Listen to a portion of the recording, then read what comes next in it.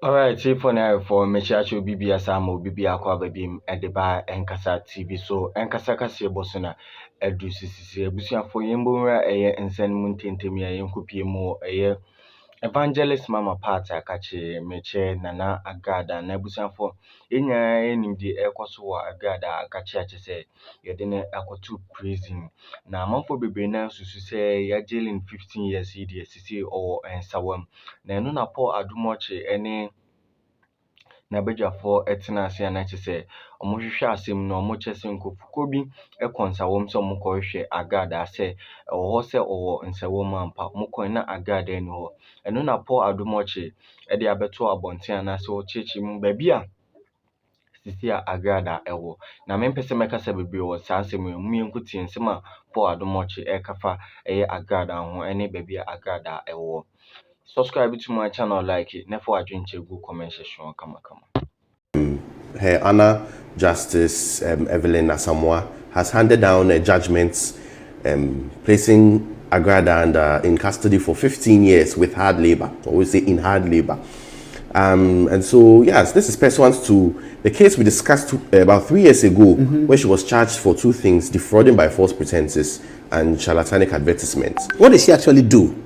So the defrauding by false pretenses, she made a promise and she actually collected money from church members in an all-night service that she was going to multiply the money for them.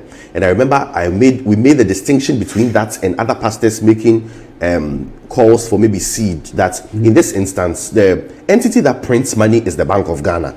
And therefore, if you promise to multiply money, you are putting yourself in place of Bank of Ghana, which is impossible.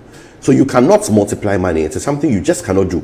But you can pray for people to say that, okay, if I pray for you, or I give you this holy water, or I give you this anointing oil, and you smear on your face, the favor of God can come on you and you can get some money. It's fine. That is not really defrauding. That's faith-based. That's faith-based. But in this instance, you are making specific promises and you are hinging it on a specific results. And the specific results is that you are saying that once you give me 10 CDs, I am going to multiply the 10 CDs. I am going to give you 20 CDs. Who prints the extra 10 CDs? It's the Bank of Ghana. I mean, you cannot do it. It's essentially a Ponzi scheme you are running using the name of God.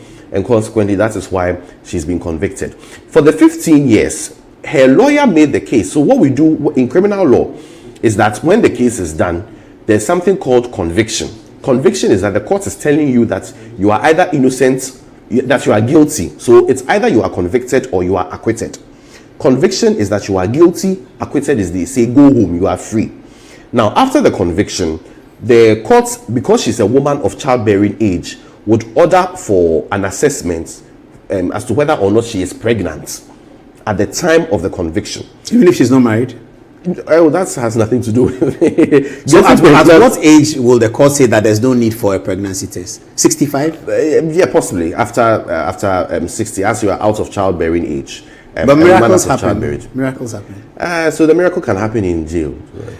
But assuming that the pregnancy test came positive, what would have happened? Assuming it came positive, then there will be issues of sentencing. So the court would have to look at. It doesn't mean you still go home or you still go scot-free. But there are other avenues that the court can actually use in making sure that you give birth out of jail before you come back for sentencing, and then you are sent to custody in Sawom. Normally, you go to Ashafort for a couple of days or weeks, and then you are processed to go to either the medium security prison at Sawom or maximum at Ankafor. But I don't think she would go to maximum. I'm most likely medium. It's not really. She's not. Why is the sentence so long? Why 15 years? Well, the case that was made by the prosecution in this instance was that she's already a first-time offender. In the sense that what? So there was a time she ran a TV station, media without license and without accreditation, and so for in that instance she had more or less committed a crime before, and she was quite troublesome in that regard. And it seems because after that, and after a pat on her hand, she had not repented, and she went ahead to commit this crime again. And so the court thought that, well, 15 years. Because if you look at section 132 of Act 29, it prescribes that for the offense known as defrauding by false pretenses, the punishment is 10 to 25 years. So the courts can pick in between, despite the fact that generally second-degree felonies, the maximum is 10 years. But 132 says, notwithstanding 296 in Act 30, which prescribes the maximum to be 10 years, you can still give between 10 to 15, between 10 to 25. So the courts in this instance gave her 15 years. What are the remedies in the circumstance? So right now, her remedy, the remedy of counsel is to apply, go on appeal. In this instance, because it was a circuit court, she can appeal to the High Court. Now, when she appeals to the High Court, her lawyers can do what we call bail pending appeal. Now, for the bail pending appeal, the lawyers are supposed to demonstrate that, one, they are going on appeal, and on appeal there is a prospect of success. Success means a not guilty And or not a guilty, that's reduction the of High Court. or a reduction of the sentence. So that's also a different form of appeal. So you may appeal the conviction, or you may appeal the sentence. You may appeal the convictions, that you are basically telling the High Court that my client is innocent. Now, you are appealing you may also appeal the sentence, in the sense that you are saying that even though my client is guilty, the 15 years is harsh, and therefore something must be done about it. You remember Robert Mensah, the footballer, who had gotten the opportunity to go abroad and play football for one of the... I like the way you say it, and that's why I appreciate you, because when Robert Mensah died, I wasn't born, you were not born. And you're asking me if I remember Robert Mensah. He died in 1971. He played for Asante Kotoko. Yes. But you read about it. Yes. The guy who stabbed him to death in Tema. In Tema. You know about it? Yeah, so he went very well. I think, last time, he was in Ghana having fun with friends before he goes. Then two people were fighting, Melfa and one other person. So he comes in trying to settle the fight. And the one who Robert Mensah accidentally killed charged at him with a broken bottle. And so in an act of defending himself, he killed the person. The lower courts convicted him and said manslaughter. But upon appeal, even though the courts his lawyers did not challenge the conviction per se, they said that the judgment was harsh in the sense, or the sentence was harsh in the sense that he was the person who was coming in to stop the fight, and it was rather the deceased person who charged towards him. So even though, yes, everybody there saw that indeed he stabbed the dead person died, the court should temper justice with mercy. And that is how Robert Mensah's conviction was reduced. In fact, at the time of the higher court's judgment, they noticed that he had served most of the time already, and therefore they just acquitted him. What about the remedy that lies on the president's desk? How does so that's Article 72 of the Constitution, which provides for the power of the president to grant clemency.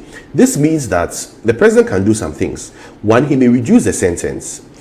He may also suspend the punishment indefinitely. What the president cannot do is to erase a conviction. So even if President Mahama, as a result of the hug he shared with Saçk Agradaa, and in the spirit of Thanksgiving, on 1st July, decides to say that, you let her go out of custody, she is still going to be recorded as an ex-convict, which means that she may not be available for certain ministerial positions, parliamentary positions. A director, Act 992, the Companies Act, has provided for that if you are convicted of certain offences relating to honesty, propriety, monetary issues, defrauding by force, you cannot be a director of any company. You cannot be a director of a company. So you may not be in custody in cells, though, but you still have the tag of. All we need right now for Agradaa is to be taken out of the cells to continue to do her work in honesty. That's all we need. In honesty? Yeah, honesty. But she stopped that. I mean, since the last time, since she stopped, over the last 2 years, she doesn't do Sika Gari. She just has an acidic tongue, and she insults quite a bit, which she should stop. Yes. But really, she doesn't defraud people. I don't know. I don't think she does. Oh, but the multiplication of money, promising. But she's still doing it. No, I'm saying I'm talking of the charge. Yeah, that one may lie. That one may lie. But, but right now, done it, we can't say that because you killed someone in 2020 and you were convicted in 2025, therefore we should let you go because you stopped killing people. Well, I'm saying that part of what should go through the president's mind in suspending the sentence, punishment, okay, is that she's not dangerous to the society. I mean, she creates some fun for some people. Oh, yes. We use our videos here. People watch and they are laughing. When we use her videos, our views are going up. So really, I think that President Mahama should. Is this something the vice president can do on behalf of the president? No, it's vested in the president. In fact, there may even be a debate if the vice president acting as a president can do it. Sworn in can do it.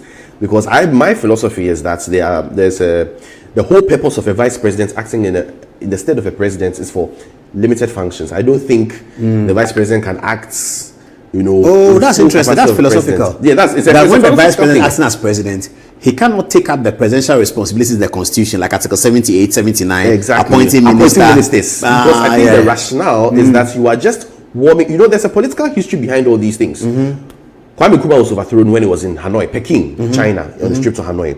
Buzia was overthrown when he was in London for an eye surgery. I think Liman